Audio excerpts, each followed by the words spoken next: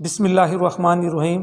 अस्सलामु अलैकुम dear students, I am Sajid Ali, your math teacher. आज 29 अप्रैल 2021 है और जो आज हमारा सिलेबस है, डायरी में जो टॉपिक है वो यूनिट 4 से रिलेटेड है, एक्सरसाइज 4.1। तो बेटा ये ऑलरेडी मैं चीज़ें आपको करवा चुका हूँ, एक दफ़ा दोबारा करवाई जा रही हैं ताकि आप इसको एक दफ़ा और देखें, अच्छे तरीके से इसकी प्रैक्टिस करें। तो बेटा पेज नंबर 55 ये आप देख सकते हैं, कंपाउंड प्रोपोर्शन आपके सामने है। तो the equality of two ratios is called proportion. ये इंपॉर्टेंट शॉर्ट क्वेश्चन है, ये आपका बेटा सब्जेक्टिव में भी इसके आने के चांसेस हैं और अगली जो क्लासेस हैं वहाँ भी ये चीज़ आपसे लाजमी तौर पर पूछी जाएगी। उसके अलावा बेटा ये चीज़ आप अंडरलाइन करें, a four quantities A B C and D are in proportion, then mathematically these are written as A ratio B proportion C ratio D। तो ये हमें याद होना चाहिए कि रेशो का साइन क्या है, प्रोपोर्शन का साइन क्या है। उसके बाद प्रोपोर्शन की बेटा दो काइंड्स होती हैं। Proportion is of two kinds, direct proportion, inverse proportion. Direct proportion में बेटा क्या होता है, the relationship between to ratios in which increase or decrease in one quantity cause a proportional increase or decrease in the second quantity is called direct proportion। ये definition भी आप underline करेंगे। इसमें क्या बताया गया है कि अगर एक क्वांटिटी में इंक्रीज हो रहा हो, उसके साथ दूसरी क्वांटिटी में भी इंक्रीज हो जाए, या दूसरी पहली क्वांटिटी अगर डिक्रीज करे तो दूसरी क्वांटिटी भी उसके साथ डिक्रीज हो, तो ये इन्वर्स डायरेक्ट प्रोपोर्शन है। इसकी एग्जांपल मैं दे देता हूँ बेटा, अगर आपने कहीं जाना है और डिस्टेंस है 50 किलोमीटर, तो आपका फेयर सपोज लगता है 100। तो अगर आप 100 किलोमीटर पर जाएंगे तो आपका फेयर बढ़ जाएगा, यानी डिस्टेंस के बढ़ने से फेयर यानी किराया भी बढ़ रहा है। इसी तरीके से और भी चीज़ों को आप देख सकते हैं। तो यानी इसमें increase in one quantity cause proportional increase in other quantities called direct proportion. और अगर बेटा एक चीज़ बढ़ रही है, वक्त के साथ साथ आप देखें कोई चीज़ कम हो रही है तो आपकी एज कम हो रही है। सपोज़ अगर आप 60 ईयर्स के हैं तो वक्त के साथ साथ आपकी एज कम हो रही है। अगर हम आमतौर पर ये कहते हैं कि हम बड़े हो रहे हैं तो हकीकत में हम छोटे हो रहे हैं। इसी तरीके से अगर एक आपने घर में काम करवाना है और उसके लिए आपके पास हैं दिन 10 और मज़दूर हैं आपके पास 2, एक है मिस्त्री।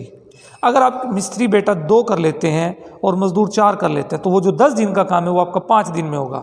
यानी मैन और डेज, आदमी और दिन, इनमें क्या है रिलेशन, इन्वर्स प्रोपोर्शन का रिलेशन है। अच्छा, इसी तरीके से अब आगे चलते हैं, इस डेफिनेशन को मैं अंडरलाइन करवा देता हूँ आपको। इन्वर्स प्रोपोर्शन बेटा पेज नंबर 56 पर है। The relationship between to ratios in which increase in one quantity cause a proportional decrease in the second quantity and vice versa. और इसके मुताबिक यानी आगे अगर इंक्रीज है तो डिक्रीज, तो फिर डिक्रीज होगा तो इंक्रीज, इसको कहते हैं vice versa, called an inverse proportion. उसके बाद नीचे डेफिनेशन लिखी हुई है बेटा, द रिलेशनशिप बिटवीन टू और more proportion is known as compound proportion. 2 या 2 से ज़्यादा रेशोज अगर हों, प्रोपोर्शंस हों, उनका रिलेशन जो है वो कंपाउंड प्रोपोर्शन है। अब हम चलते हैं एक्सरसाइज 4.1 की जानिब। इसका बेटा क्वेश्चन नंबर 1 है और 6 है, तो ये आपको पहले करवाया जा चुका है पहला सवाल, और छठा जो है वो मैंने अब आपको करवाना है। तो इसको बेहतर अंदाज में एक दफ़ा हम दोबारा देख लेते हैं। क्वेश्चन नंबर 1, 30 men रिपेयर अ रोड इन 56 days। 30 आदमी हैं, 56 दिनों में एक रोड कंस्ट्रक्ट करते हैं। तो बेटा अगर हम आदमी को बढ़ा दें तो ये जो 56 दिन है ये कम हो जाएंगे, यानी ज़्यादा आदमी होंगे, ज़्यादा काम होगा, जल्दी जल्दी होगा, दिन जल्दी गुजरेंगे। तो इसी तरह 6 घंटे डेली काम करते हैं, तो अगर वो घंटे ज़्यादा कर देंगे तब भी दिन कम लगेंगे, और अगर घंटे कम कर देंगे तो दिन ज़्यादा लगेंगे। तो इस रिलेशन को हम लिखते हैं बुक में अपना बोर्ड पर, और आपने अपने रजिस्टर पर लिखना है। तो as the number of man increase, अगर आदमी बढ़ेंगे, the number of days decrease, दिन कम हो जाएंगे। So it is an inverse proportion, उलट हो रहा है। इसको लिखने का अंदाज बेटा ये है, जो चीज़ हमारे पास अननोन होगी, जैसे सवाल में है कि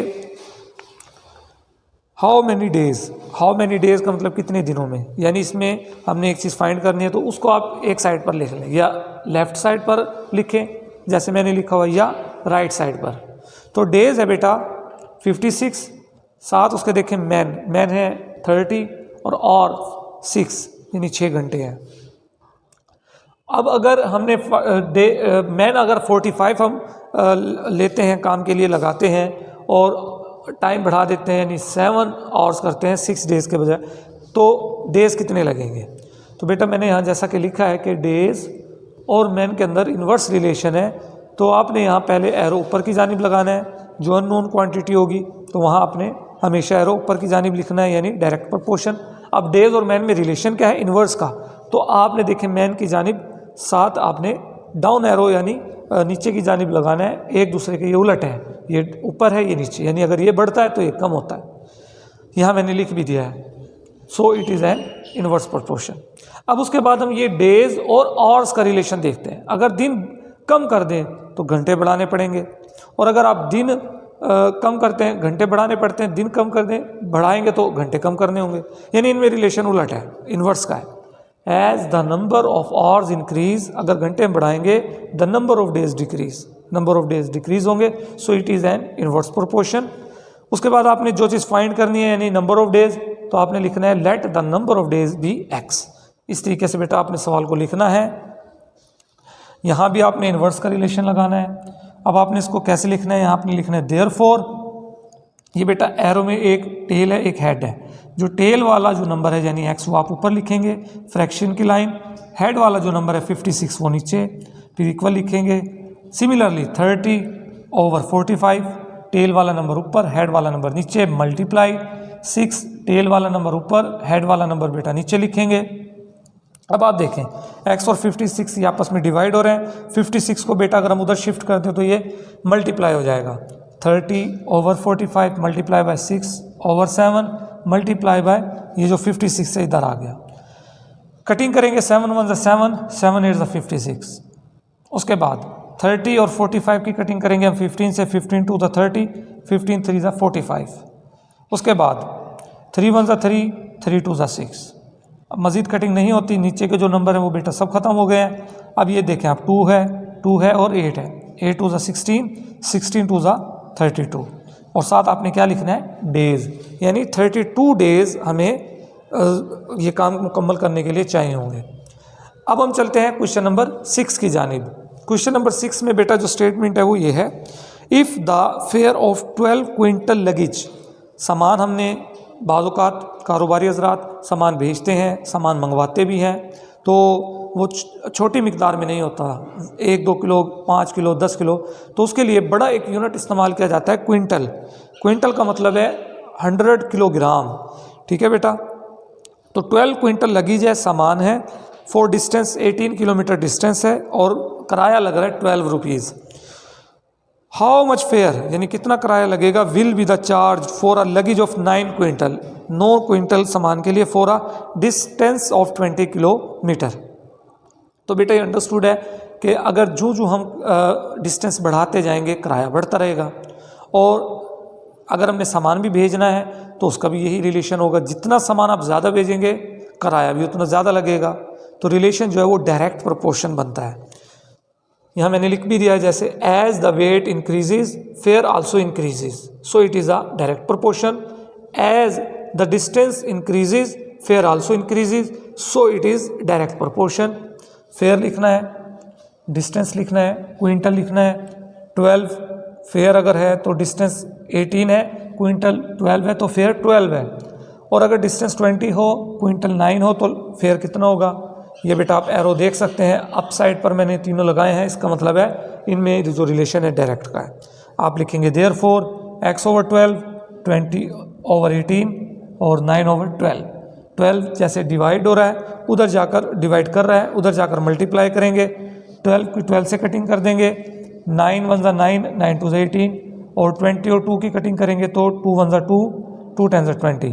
तो बेटा यहाँ सब कुछ कटिंग हो गया, आंसर आया आपका 10, यानी ₹10 हो गए डिस्टेंस 20 किलोमीटर के लिए और 9 क्विंटल हो तो। ठीक है बेटा, तो आपने इस सवाल की अच्छे तरीके से एक बार फिर प्रैक्टिस करनी है। अगर आपको फिर भी कोई बात कहीं से समझ ना आए तो आपने मुझसे रब्ता करना है। अल्लाह हाफिज़।